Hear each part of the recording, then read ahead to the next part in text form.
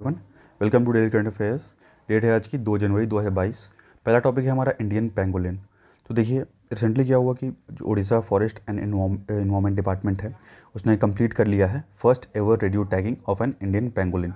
ठीक है, तो इंडियन पेंगोलिन की जो रेडियो टैगिंग प्रोसेस था वो कंप्लीट हो चुका है। और इसके बारे में देखें तो देखिए, जो रेडियो टैगिंग का ये जो प्रोसेस है, ये रिलीज़ किया गया था नंदनाकन वाइल्ड लाइफ सेंचुरी में। ठीक है, following soft release protocols and provisions for post release monitoring. ठीक है, तो ये जो इंडियन पैंगोलिन्स है, इनकी जो टैगिंग की गई है, इसीलिए ये टॉपिक न्यूज़ में है। तो देखिए, आफ्टर मध्य प्रदेश जो है, उड़ीसा ऐसा दूसरा राज्य बन गया है in the country to release a radio tagged Indian pangolin into the wild. ठीक है, तो इंडियन पेंगोलिन को जो टैग करके जो है वापस से जो है जंगलों में छोड़ दिया गया है। अब बात करते हैं, देखिए ये इनकी जो स्किन होती है बहुत थिक होती है, स्केली स्किन होती है। ठीक है, इनको मीट के लिए हंट किया जाता है और कुछ चाइनीज़ मेडिसिन जो हैं उसमें बनाने में इनका जो है यूज़ किया जाता है। उसके अलावा देखिए, जो पेंगोलिन्स हैं वो पूरे वर्ल्ड में सबसे ज़्यादा ट्रैफिक किए जाने वाले स्पीसीज़ में से आते हैं। ठीक है, और जो इंडियन पेंगोलिन्स हैं, they are the largest among 8 pangolin species. जो 8 पेंगोलिन की जो स्पीसीज़ हैं, उसमें सबसे ज़्यादा जो ट्रेडिंग वगैरह होती है, जो मीट के लिए जो हंटिंग की जाती है, वो इंडियन पेंगोलिन की जाती है। Out of the 8 species of pangolin, अब देखिए इन 8 स्पीसीज़ में से जो है Indian and Chinese pangolins are found in India. ठीक है, तो अपने इंडिया में जो है इंडियन और चाइनीज़ पेंगोलिन्स जो है वो देखने को मिलते हैं।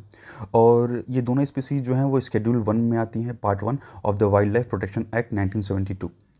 और ये नॉक्टर्नल एनिमल्स होते हैं, ये जो है ज़मीन के नीचे रहते हैं और ये फीड करते हैं एंट्स पे और टर्माइट्स पे।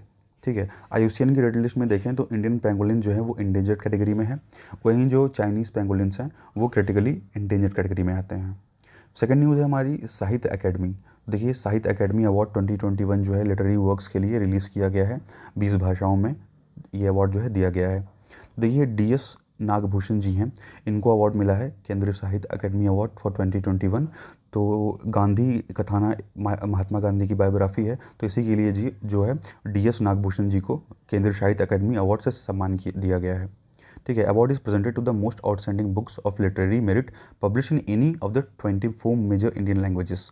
तो जो हमारे टोटल जो 24 भाषा के लिए ये अवार्ड जो है ये दिया जाता है। ठीक है, तो इसमें इंग्लिश भी इंक्लूडेड है।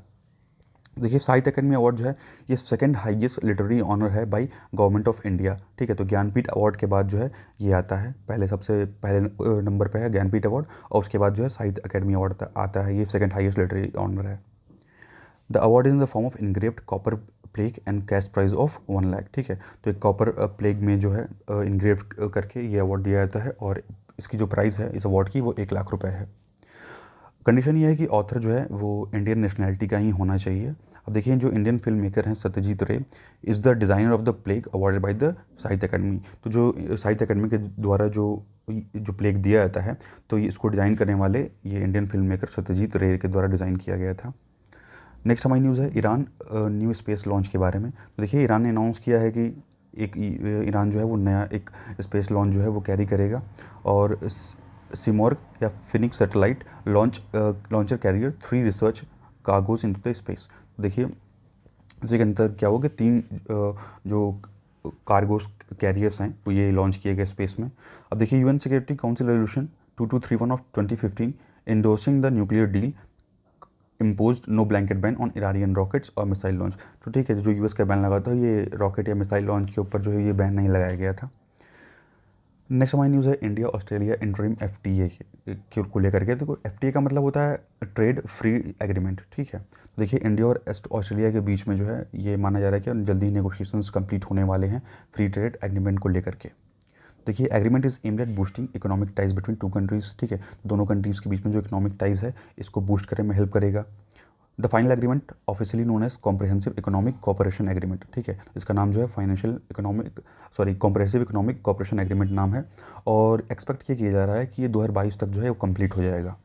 और कुछ एरिया इसमें कवर हुए हैं, जैसे गुड्स से related services, investment, rules of origin, custom facilitation, legal and institutional issues. तो ये सारे एरियाज़ को ये जो एग्रीमेंट है वो कवर करता है। उसी तरह एक सिमिलर एग्रीमेंट जो है वो यूएई यूनाइटेड अरब एमिरेट्स के साथ भी साइन हो सकता है मार्च 2022 तक।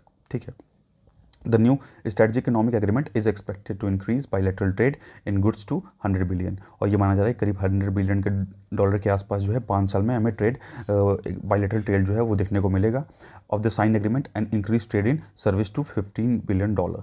और जो इंक्रीज ट्रेड होगा उसमें टोटल 15 बिलियन डॉलर का इजाफा देखने को मिलेगा। तो टोटल जो है 100 बिलियन डॉलर के आसपास जो है बायलेटरल ट्रेड इंडिया और ऑस्ट्रेलिया का जो है वो पहुँच जाएगा।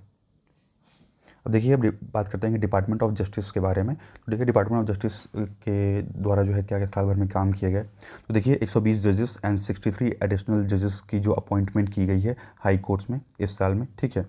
Tele law services to promote increased access to pre-litigation advice for rightfully claiming their entitlements and timely redressal of their difficulties is available at 75,000 CSCs gram panchayat in 699 district, ठीक है। तो 699 डिस्ट्रिक्ट्स में जो है ग्राम पंचायत में जो है ये टेली लॉ सर्विसेज जो है अवेलेबल है, और करीब इतने केसेस जो हैं वो रजिस्टर किए जा चुके हैं, और जिसमें से इतने बेनिफिशियरीज केस हैं, ठीक है। तो इतने ऑनलाइन जो इतने 12,70,135 केसेस जो हैं टोटल रजिस्टर किए गए हैं।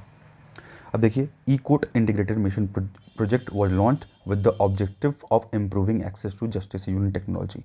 तो जो E court integrated mission launch किया गया था, इसका मेन मकसद ये था कि जो टेक्नोलॉजी का यूज़ करके जो है हम जस्टिस को ज़्यादा से ज़्यादा लोगों तक पहुंचा सकें, ठीक है। तो यूजिंग वीडियो कॉन्फ्रेंसिंग का यूज़ करके the district and high court have already nearly 1.65 crore cases and supreme court had nearly 1.5 lakh hearing, making it the world leader.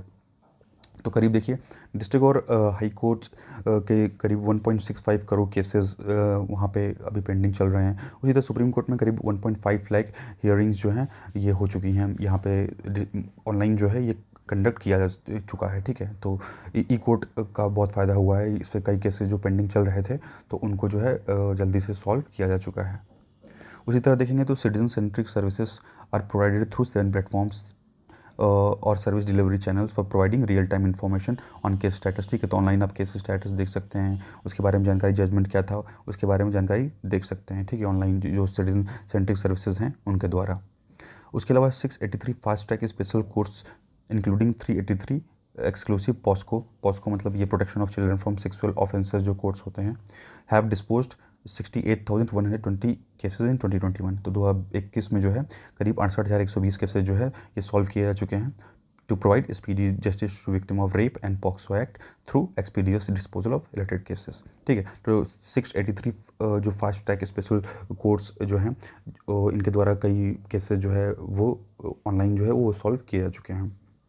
उसके अलावा देखेंगे तो centrally sponsored schemes for development of infrastructure facilities for judiciary extended till 25-26। तो देखिए 2025-26 के लिए जो है सेंट्रल स्पॉन्सर्ड स्कीम जो है ताकि जुडिशरी का जो एक इंफ्रास्ट्रक्चर है, कोर्ट का जो इंफ्रास्ट्रक्चर है उसको डेवलप किया जा सके, तो इसके लिए जो है उसको एक्सटेंड कर दिया गया 2025-26 तक जो है ये सेंटर जो है पैसे प्रोवाइड करेगा।